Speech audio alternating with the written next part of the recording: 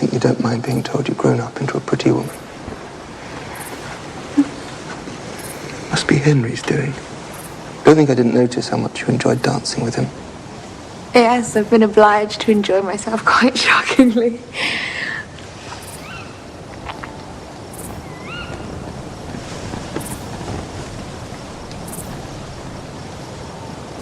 There's Arcturus, looking very bright.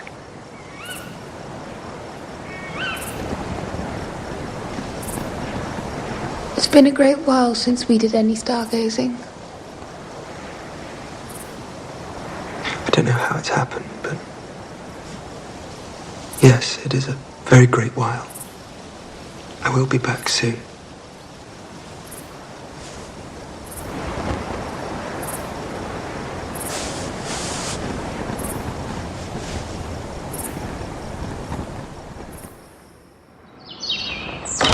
At last, a letter from Mrs. Rushworth.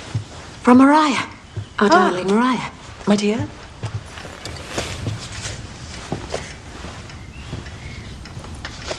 My dearest Mamma, last night I gave my first party. It was a sensation. I cannot tell you, Mamma, how very tippy it is to be queen of the fashionable world. I have everything my heart desires, and my comfort as a wife is complete. Mr. Rushworth is presently in Bath visiting his mother, and he Here is something I can't quite read. Mr. Rushworth is in Bath. Maria is alone in London, Edmund is ordained, and Tom's absence I'm resigned to, but I wish they would not all leave us. I'm glad we took Fanny in as we did. Now the others are away, we feel the good of it, and it is such a comfort to know we shall always have her. Excuse me, miss, but Sir Thomas would like to see you. Surely Sir Thomas has asked to see me, not Fanny. No, madam. Sir Thomas asked for Miss Price.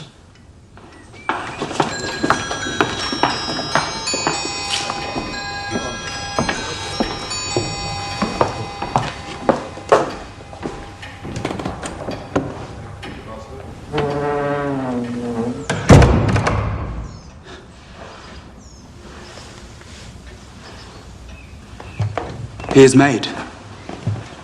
I have the infinite satisfaction of congratulating you on your brother's promotion.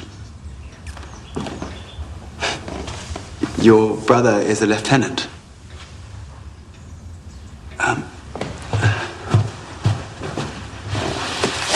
Here are the letters that confirm it.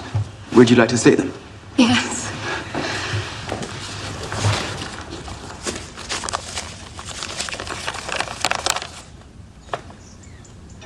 And has all this been your doing? Good heavens. Was it at your request? I am astonished. Well, I went to London so as to introduce your brother to my stepfather. Yes, that was very kind of you. I wanted the Admiral to exert whatever influence he might have for getting him on. That was my purpose, my chief purpose. Although I confess that...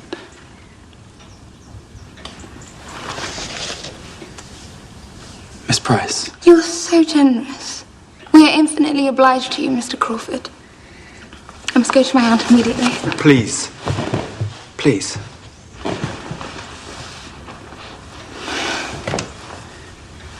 Please.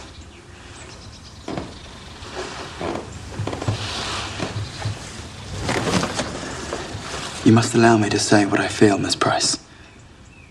Feelings that you cannot have been completely unaware of. I beg you, Mr. Crawford, pray don't. At first, I saw only your sweetness, your grace, your beauty. No, this time. Really, I cannot bear it. But because you think I'm only playing.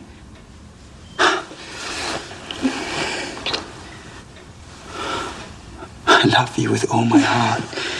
I shall never, never cease loving you. I give you myself. My hand, my fortune. Are we not made for one another? Tell me. You must tell me you feel something for me in return. No, no. I can't believe a word you say. I've seen you do all this before.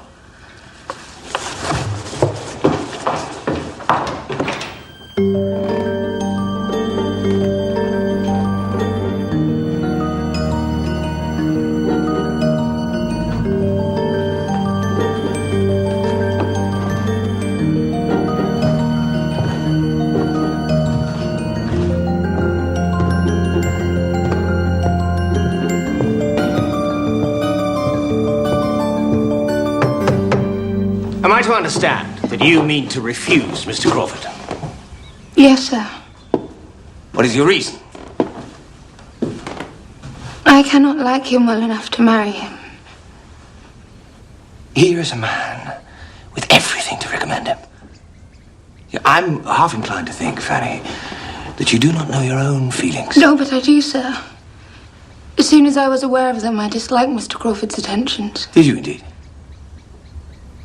You're so young, you've scarcely met anyone. It's surely not possible that your affections are already... No. No, you think only of yourself. The advantage to your family, to William, holds no weight with you. I am very disappointed in you. You show yourself very, very different from what I had imagined. Now, you are by no means free of that self-regard which in a young woman is disagreeable beyond all else. Now, must I remind you that the luxury to pick and choose is beyond your means? You may live another 18 years in the world before being addressed by a man of half Mr. Crawford's estate and character. I do not claim that you owe me the duty of a daughter, but if your own heart can acquit you of ingratitude... I'm very sorry to make you angry, sir. But I know I could never make him happy. And I'd be miserable myself. Now, child, dry up your tears. As you know, Mr. Crawford is soon to leave Mansfield. He has but a short time to convince you that you might not be so very miserable after all.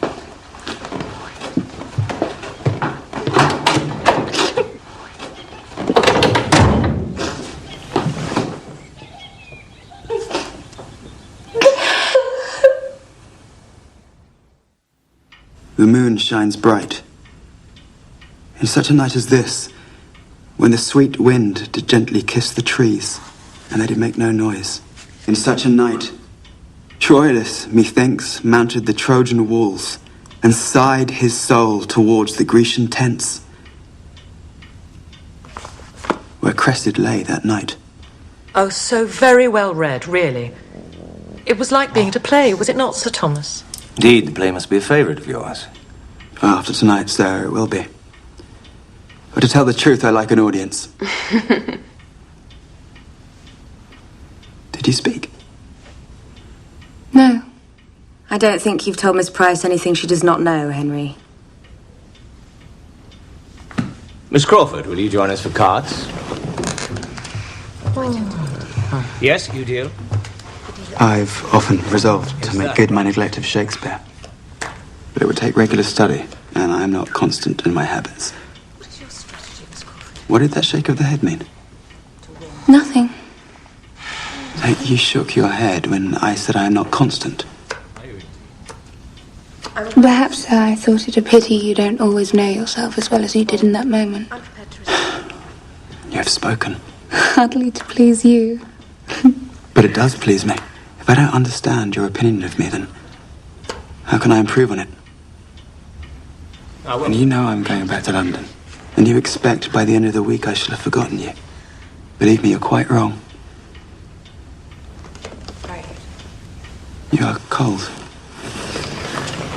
I intend to be quiet. For you. Fanny. You up? My game. Oh, very